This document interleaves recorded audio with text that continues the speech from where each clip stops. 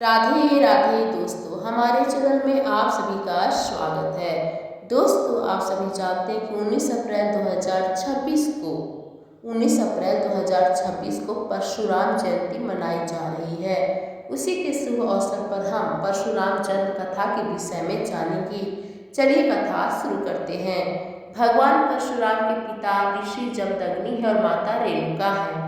एक समय की बात है जब ऋषि जमदग्नि और माता रेणुका ने पुत्रेष्टि यज्ञ का अनुष्ठान किया था। यज्ञ की पूर्ति के फलस्वरूप भगवान देवेंद्र प्रकट हुए और उन्होंने वीर और तेजस्वी संतान होने का वरदान दिया। देवेंद्र के वरदान से माता रेणुका ने गर्भ धारण किया और वैशाख माह के शुक्ल पक्ष की तृतीया तिथि को भगवान परशुराम का जन्म हुआ था। किंतु इसके पूर्व की कथा भी बहुत रोचक है। प्राचीन काल में कनौज गाधी नामक राजा राज्य करते थे। उन्हें एक सुंदर और उपमान पुत्री थी जिनका नाम सत्यवती था। आगे जाके सत्यवती का विवाह ऋषि भृगु के पुत्र के साथ हुआ। विवाह के पश्चात महर्षि भृगु ने अपनी पुत्र वधू को आशीर्वाद दिया और मनोवांछित वर मांगने को कहा। महर्षि की बात सुन पुत्र वधू सत्यवती ने अपनी माता के लिए वर मांगने की इच्छा प्रकट की। उन्होंने कहा, मुझे मेरी माता के लिए वर चाहिए कि उन्हें एक तेजस्वी पुत्र हो। महर्षि भृगु ने पुत्र वधू की इच्छा स्वीकारते हुए कहा, भृगु, हे पुत्री, मैं तुम्हारी मात्र प्रेम भावना से अति प्रसन्न हूँ। अतः मैं तुम्हें और तुम्हारी माता दोनों को इच्छित संतान की प्राप्ति हेतु वर प्रदान करता हूँ। उन्होंने वर के साथ साथ 2 चरु पात्र भी पुत्र वधू सत्यवती को दी और कहा, हे पुत्री, जब तुम और तुम्हारी माता ऋतु स्नान कर चुकी हो तब तुम्हारी माँ पुत्र की इच्छा लेकर पीपल का आलिंगन करना और तुम अपनी कामना को लेकर गूलर का आलिंगन करना। फिर मेरे द्वारा दिए गए इन चरुओं का सावधानी के साथ अलग अलग सेवन करना।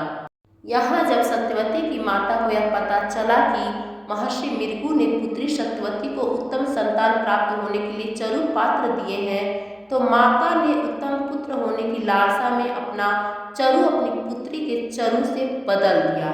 चरु बदले जाने से अनजान सत्यवती ने अपनी माता को दिए हुए चरु का सेवन कर लिया। यह बात महर्षि भृगु ने अपनी योग शक्ति से ज्ञात कर ली थी। महर्षि भृगु पुत्र वधू सत्यवती से मिले और उसे सारा वृत्तांत बताया और कहा, हे पुत्री, तुम्हारी माता ने छल से तुम्हारा चरु खुद के चरु से बदल दिया है। अतः मेरे आशीर्वाद से तुम्हारी संतान ब्राह्मण होते हुए भी क्षत्रिय जैसा आचरण करेंगे और तुम्हारी माता की संतान क्षत्रिय होते हुए भी ब्राह्मण जैसा आचरण करेंगे। तब पुत्र वधू सत्यवती ने महर्षि भृगु से प्रार्थना की, भले ही मेरे पौत्र का आचरण क्षत्रिय जैसा हो, किंतु मेरा पुत्र ब्राह्मण का ही आचरण करने वाला हो। इसी के चलते सत्यवती के गर्भ से महर्षि जमदग्नि का जन्म हुआ और जब ऋषि जमदग्नि का विवाह रेणुका से हुआ तब रेणुका के गर्भ से भगवान परशुराम का जन्म हुआ, जो एक ब्राह्मण कुल में जन्म होने के पश्चात भी उनका आचरण एक क्षत्रिय के भांति था। दोस्तों, त्रेता युग में जब महर्षि जमदग्नि को पुत्रेष्टि यज्ञ के फलस्वरूप पुत्र की प्राप्ति हुई तब उन्होंने पुत्र का नाम राम रखा था। पुत्र राम बाल्यकाल से ही बहुत तेजस्वी और पराक्रमी थे। महर्षि भृगु के कथानुसार राम का आचरण एक क्षत्रिय का था। उन्होंने प्रारंभ में महर्षि विश्वामित्र और ऋचिक से विद्या ग्रहण की। किशोर अवस्था आते आते अस्त्र और शस्त्र की विद्या ग्रहण करने हेतु उन्होंने भगवान शिव की घोर तपस्या की। तपस्या से प्रसन्न होकर भगवान शिव प्रकट हुए और उन्हें अस्त्र और शस्त्र की विद्या प्रदान करने का वचन दिया। भगवान शिव से विद्या ग्रहण कर राम पूर्ण रूप से अस्त्र शस्त्र के ज्ञाता हो चुके थे। उनकी लगन और अपनी दी हुई विद्या में पारंगत होने पर भगवान शिव ने प्रसन्न होकर उन्हें फरसा शस्त्र रूप में दिया। यहाँ फरसे को परशु भी कहा जाता है और इसी वजह से वह परशुराम कहलाए। दोस्तों, हम आपको बता दें कि परशुराम को हिंदू धर्म के 7 अमर लोगों में से एक माना जाता है। महाभारत और रामायण में महत्वपूर्ण भूमिका निभाई। वो भीष्म, कर्ण और द्रोण के गुरु बने। भगवान परशुराम ने भीष्म पितामह, द्रोणाचार्य और कर्ण जैसे कई शूरवीरों को शिक्षा दी। परशुराम जी को क्रोध बहुत आता है। भगवान परशुराम के क्रोध से देवी देवता थर थर कांपते थे। परशुराम जी ने अपनी माता पिता के आज्ञाकारी पुत्र थे, लेकिन ऐसा क्या हुआ कि उन्होंने अपनी माता की गर्दन धड़ से अलग कर दी। आइए जानते हैं इसके पीछे की क्या वजह है। दोस्तों, पौराणिक कथाओं के अनुसार भगवान परशुराम माता रेणुका और ऋषि जमदग्नि की चौथी संतान थे। परशुराम के 4 बड़े भाई थे। वे आज्ञाकारी होने के साथ साथ उग्र स्वभाव के भी थे। ऋषि जमदग्नि ने एक बार अपने सभी पुत्र को माता की हत्या करने की आज्ञा दी, लेकिन तीनों बेटों ने ऐसा करने से मना कर दिया।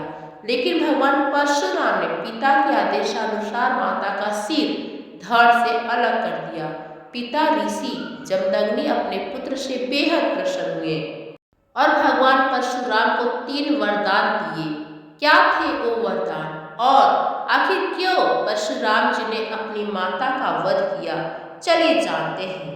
दोस्तों, एक दिन जब सब पुत्र काम से जंगल चले गए, तब माता रेणुका स्नान करने सरोवर गई थी। वहां राजा चित्ररथ भी नौका विहार कर रहे थे। उन्हें देख ऋषि की पत्नी रेणुका का मन विचलित हो गया और वह उसी मनोदशा में आश्रम लौट आई। आश्रम में ऋषि जमदग्नि ने जब अपनी पत्नी की ये दशा देखी तो उन्हें अपनी दिव्य दृष्टि से सब ज्ञात हो गया। इससे वह बेहद क्रोधित हुए और अपने पुत्रों को माता का वध करने का आदेश दे दिए, लेकिन सभी ने इनकार कर दिया। महर्षि जमदग्नि ने उन्हें श्राप दे दिया और उनकी विचार शक्ति को खत्म कर दिया। तभी वहां परशुराम आ गए और उन्होंने माता का सिर काट दिया। दोस्तों, महर्षि जमदग्नि परशुराम जी से बहुत प्रसन्न हुए और उन्हें वर मांगने के लिए कहा। तब परशुराम ने 3 वरदान मांगे और पिता ने उनकी सारी इच्छाएं पूरी की। पहला, माता रेणुका को पुनर्जीवित करना। दूसरा, चारों भाइयों को ठीक करना। तीसरा, कि उन्हें कभी पराजय का सामना न करने पड़े, वह दीर्घायु हो। तो दोस्तों, यह परशुराम जी से संबंधित जानकारी आप लोगों को कैसी लगी, हमें जरूर बताएं। धन्यवाद फ्रेंड्स।